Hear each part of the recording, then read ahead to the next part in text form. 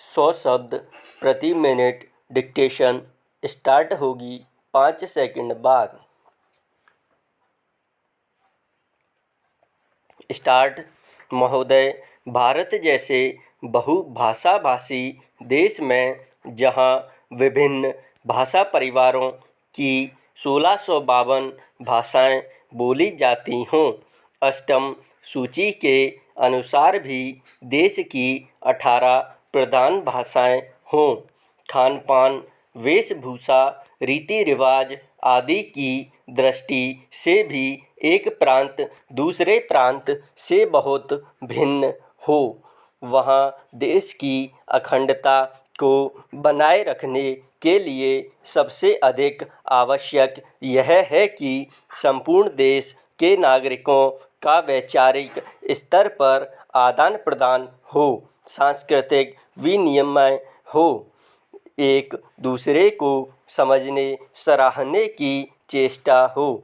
जहाँ संपूर्ण देश की भाषा एक हो, वहाँ तो शायद उस राष्ट्रभाषा से यह संभव भी हो सके, किंतु भारत जैसे विशाल तथा विभिन्न संस्कृतियों और विविध भाषाओं वाले देश में अनुवाद ही सबसे सशक्त माध्यम है, जो संपूर्ण देश को एक सूत्र में बांधे रखने में सहायक हो सकता है। द्विभाषिकता का महत्व भारत में प्राचीन काल से रहा है। आज भी भारतीय जनसंख्या के सांख्यिकी आंकड़े यह बताते हैं कि भारत में द्विभाषियों का प्रतिशत काफ़ी ऊंचा है। कहने की आवश्यकता नहीं कि सभी भारतवासी सामान्यतः हिंदी या निकटवर्ती प्रांत की भाषा को दूसरी भाषा के रूप में प्रयोग करते हैं।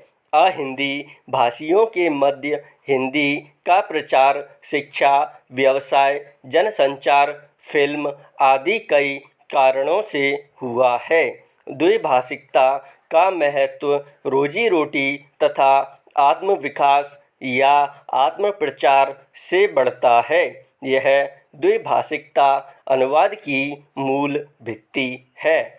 एक व्यक्ति अपने भावों व विचारों को दूसरों तक पहुंचा सके तथा दूसरों की बात स्वयं समझ सके, इसलिए वह 2 या अधिक भाषाएं सीखता है। यह व्यावहारिक सत्य है कि जो व्यक्ति जितनी अधिक भाषाएं जानता है, वह उतना ही बहुज्ञ है, क्योंकि भाषा के सहारे उसका परिचय क्षेत्र तो बढ़ता ही है, वह विभिन्न भाषिक संस्कृतियों से भी परिचित होता है। पैरा।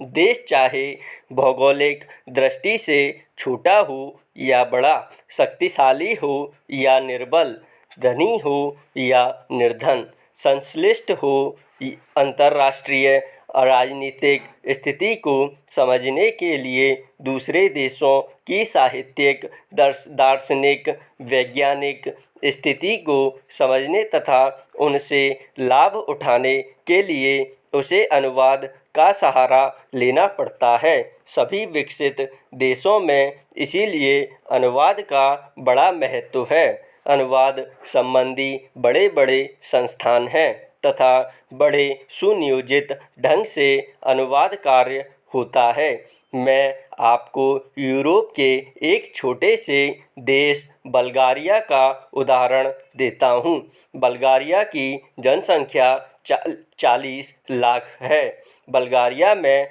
पर्यटकों की वर्ष भर भरमार रहती है और उसका विदेशी मुद्रा अर्जन का मुख्य स्रोत भी पर्यटन उद्योग ही है। विश्व के अनेक देशों के पर्यटक वहां आते हैं, जिनमें बल्गारियन भाषा जानने वालों की संख्या नहीं के बराबर ही होती है।